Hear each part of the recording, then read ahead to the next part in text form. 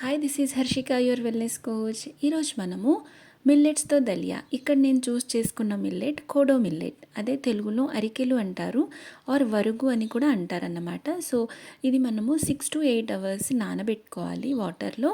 So నానబెట్టడం ద్వారా digestion process కూడా చాలా ఈజీగా అవుతుంది. అండ్ వండుకునే ముందు కావాల్సిన వెజిటేబుల్స్ అన్నీ కూడా తరిగి పెట్టుకోవాలి. మోర్ వెజిటేబుల్స్ యాడ్ చేయడం ద్వారా ఇంకా న్యూట్రియంట్ వాల్యూస్ అనేవి పెరుగుతాయి.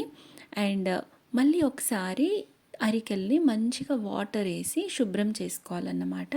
సో దెన్ స్టవ్ వెలిగించి బాండీ పెట్టుకొని దాంట్లో 2 glasses ఆఫ్ వాటర్ వేయాలి. ఇక్కడ మనం కుక్ చేసేది 100 grams అరికెలు అన్నమాట. ఓకేనా. అండ్ కొన్ని సోయా చంక్స్ని కూడా మనం వాష్ చేసుకొని ఈ బాయిలింగ్ వాటర్లో వేసుకోవాలి.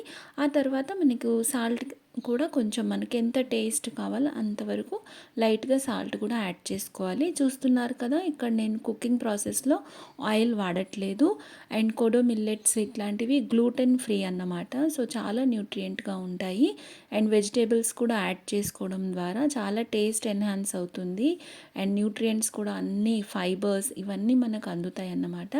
సో ఇది చక్కగా బాయిల్ అవుతుంది, వెజిటేబుల్స్ కూడా కుక్ అవుతూ ఉంటాయి. అండ్ ఈ ప్రాసెస్లో ఇప్పుడు మనము ఈ నానబెట్టుకున్న అరికెల్ని కూడా యాడ్ చేసుకోవాలి. అండ్ చాలా లో ఫ్లేమ్లో ఇది మనం వండుకోవాలి. కుకింగ్ ప్రాసెస్ మొత్తం కూడా మీకు ఒక 15 to 20 minutesలో అయిపోతుంది. చాలా easy to prepare. One thing ఏంటంటే బిఫోర్ 6 hours ఆర్ 8 hours మీరు నానబెట్టాలన్నమాట. ఓకేనా.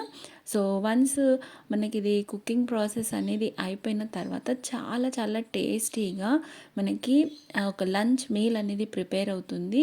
పిల్లలకి, పెద్దవాళ్ళకి అందరికీ సూటబుల్ అవుతుంది. మీరు కిడ్స్కి మీరు వండించేటప్పుడు చక్కగా నెయ్యి యాడ్ చేసుకోవచ్చు. ఓకేనా. అండ్ వెయిట్ లాస్లో ఉన్న వాళ్ళకు కూడా చాలా చక్కగా ఫైబర్ అందుతుంది.